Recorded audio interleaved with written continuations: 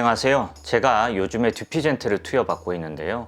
그 듀피젠트를 투여받으면서 저에게 어떤 변화가 있었었는지 공유해 보려고 합니다. 제가 이제 듀피젠트를 5회차 투여받고 있는데요. 다음 주 중에 6회차 투여를 예정하고 있습니다. 제가 지난번에 아주 오랫동안 다녔던 큰 병원을 그만 다니게 되고 다른 병원으로 다니게 되었다라고 말씀을 드렸었는데요. 한동안 계속 약으로 어느 정도 조절이 되다가 또 조절이 안 되기 시작하고 반년 정도 계속 약으로 컨트롤 해보려고 했는데 그게 안 되더라고요. 그래서 그 알러지 내과 교수님이 피부과랑 협진을 한번 해보자 라고 하셨고, 피부과에서는 제가 사이포렌 복용 이력이 있는 걸 보고, 그리고 그 예후가 그다지 좋지 않았던 것을 보고 MTX를 복용해 보자고 했어요. MTX도 3개월간 복용 이력이 있고 이지 점수가 어느 기준 이상이 되면 듀피젠트를 산정 특례로 받을 수 있다고 들었어요. 그래서 동의하고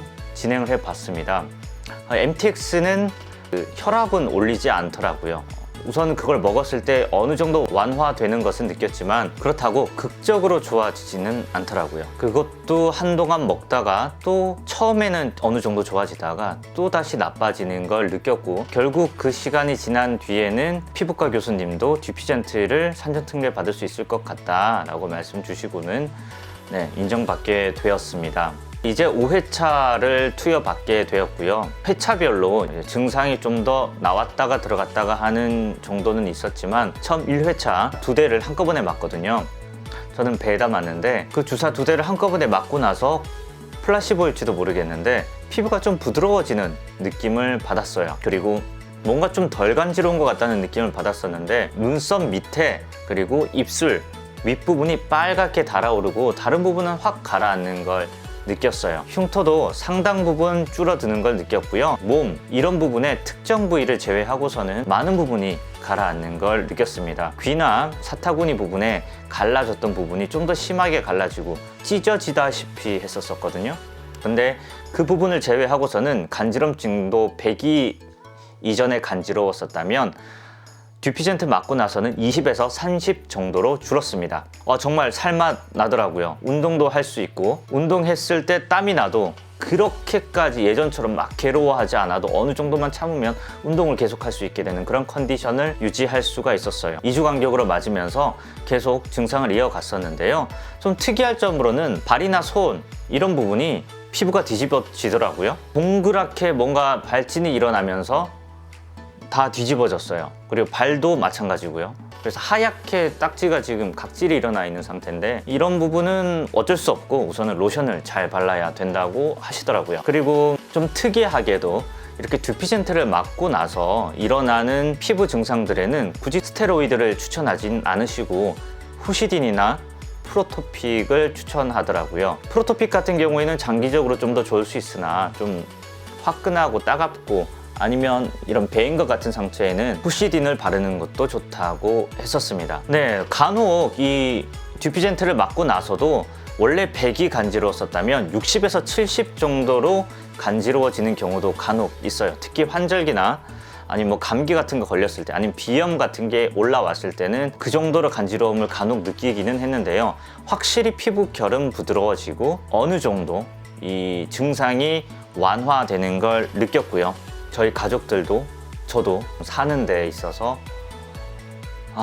약간 눈물은 나더라고요. 그동안 고생한 게 너무 많이 생각나서. 다행스럽게도 산정 특례가 돼서 큰 경제적 부담은 없이 이렇게 듀피젠트를 맞을 수 있게 되어서 정말 감사드립니다. 혹시나 지금 병원에서 인정이 되지 않는다면 다른 병원으로도 옮기는 걸 추천드리고요. 제가 지금 보이는 살결 부분에 그렇게 울긋불긋한 게 많이 보이진 않잖아요. 물론 제가 보정을 하는 것도 있겠지만 원래 제가 영상을 찍을 때 얼굴이나 이런 걸 드러내지 않는 이유 중에 하나가 손, 발, 다리, 목, 얼굴 다 아시겠지만 다 울긋불긋하고 딱지가 너무 많이 앉아있고 피가 너무 잘 보여서 그랬었어요.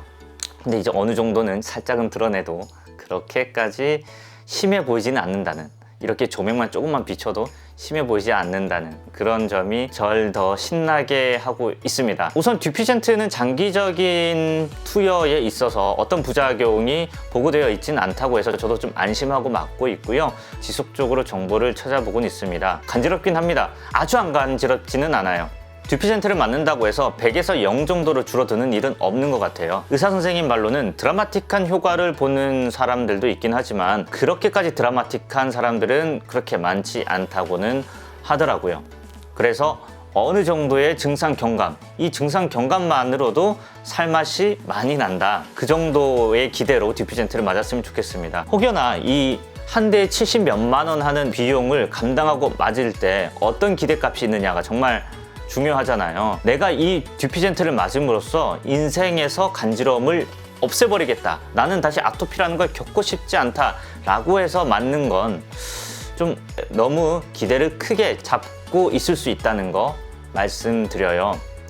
듀피젠트를 맞는다고 해서 드라마틱한 경우는 그렇게까지는 많지는 않고 증상의 경감을 목적으로 너무 심하기 때문에 이걸 컨트롤해서 내가 살아가는 데 있어서 너무 괴롭지 않은 정도로 내가 누워있는데 뒤통수에 딱지들 때문에 잠자는 게 너무 힘들고 옆으로 돌아도 옆통수에 딱지가 있고 가만히 누워있었을 때 이불에 피가 묻어나가고 옷을 여러 번 입은 거에는 반드시 피 자국이 묻어있는 그런 것들이 너무 싫을 때 조금 더 깔끔한 삶을 살고 싶을 때 각질이 지나다니는데 너무 많이 떨어지는 게 싫을 때 좀 더 사람처럼 살고 싶다 그랬을 때 이런 비용을 지불할 수 있을 것 같아요. 완전히 괜찮아진다는 말씀을 드릴 수는 없지만 정말 이 전과 이후를 비교했을 때는 삶의 스타일이 달라졌다 라고 말씀드릴 수 있을 것 같습니다. 그리고 듀피젠트를 맞을 때 어떤 분들은 직접 이 듀피젠트를 사와서 자가 투여를 하시는 분도 계시는 것 같은데요. 도저히 저는 제 배에 주사바늘을 꽂을 용기가 안 나더라고요. 그리고 그 주사 용량이 꽤나 큰 용량이기 때문에 좀 힘들어 보이고요. 그래서 전문적인 분들에게 주사를 맞는 게 낫겠다 그런 생각이 들어서 저는 병원에서 맞고 있습니다. 그리고 병원에서 그